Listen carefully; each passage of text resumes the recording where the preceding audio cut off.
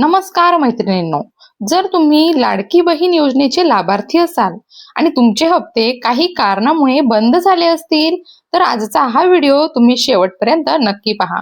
कारण सध्या राज्यभरात एक नवीन प्रकारची अफवा वेगाने पसरवली जात आहे. अनेक महिलांना सांगितले जात आहे की फक्त 300 रुपये भरून एक अर्ज सादर करा. तो अर्ज मंत्रालयात पाठवला जाईल आणि त्यानंतर तुमचे बंद झालेले हप्ते पुन्हा सुरू होतील. इतकेच नव्हे तर तुमची केवायसी पुन्हा करून दिली जाईल, अपात्रता दूर केली जाईल आणि थकीत पैसे देखील खात्यामध्ये जमा होतील. अशा प्रकारच्या अनेक गोष्टी सांगून महिला लाभार्थ्यांची दिशाभूल करण्याचा प्रयत्न काही ठिकाणी सुरू झाला असल्याचे समोर आले आहे. मात्र मित्रांनो, यामागचं खरं वास्तव काय आहे?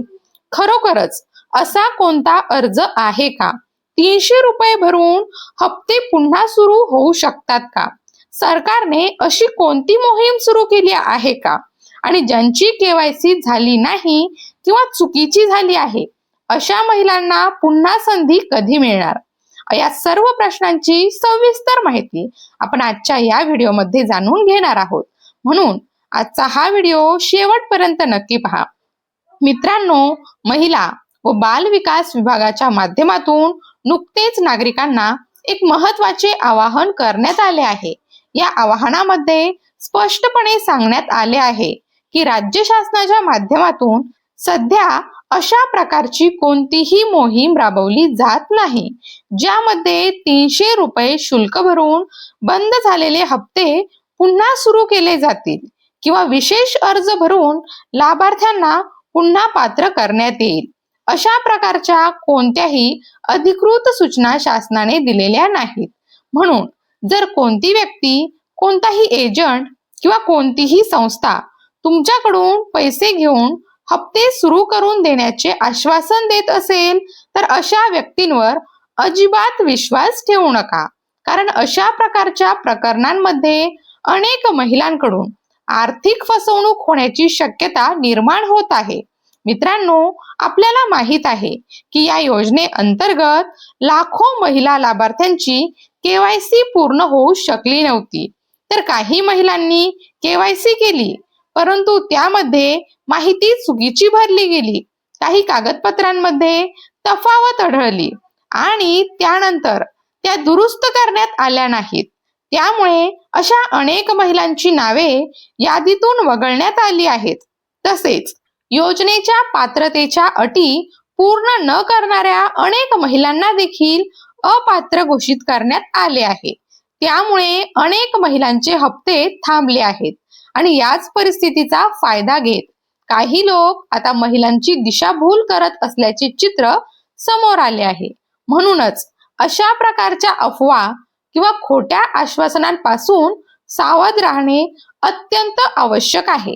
मित्रांनो, आता सर्वात महत्त्वाचा प्रश्न, ज्यांची केवायसी राहिली आहे किंवा ज्यांना पुन्हा केवायसी करायची आहे, त्यांना संधी नेमकी कधी मिळणार? तर या संदर्भात शासनाने पूर्वीच महत्त्वाचे निर्देश दिलेले आहेत. जेव्हा या योजनेसाठी केवायसीची प्रक्रिया सुरू करण्यात आली होती, तेव्हा 18 सप्टेंबर 2025 रोजी जारी करण्यात आलेल्या शासन निर्णयामध्ये काही स्पष्ट बाबी नमूद करण्यात आल्या होत्या. त्या शासन निर्णयानुसार मंत्रिमंडळाच्या मंजुरीनंतर योजनेअंतर्गत लाभ घेणाऱ्या लाभार्थ्यांची केवायसी प्रक्रिया दरवर्षी करण्यात येणार असल्याचे नमूद करण्यात आले होते आणि ही प्रक्रिया प्रामुख्याने जून महिन्यामध्येच सुरू करण्यात येईल असा स्पष्टपणे उल्लेख करण्यात आलेला होता. 2025 मध्ये केवायसी साठी विशेष कालावधी देण्यात आला होता.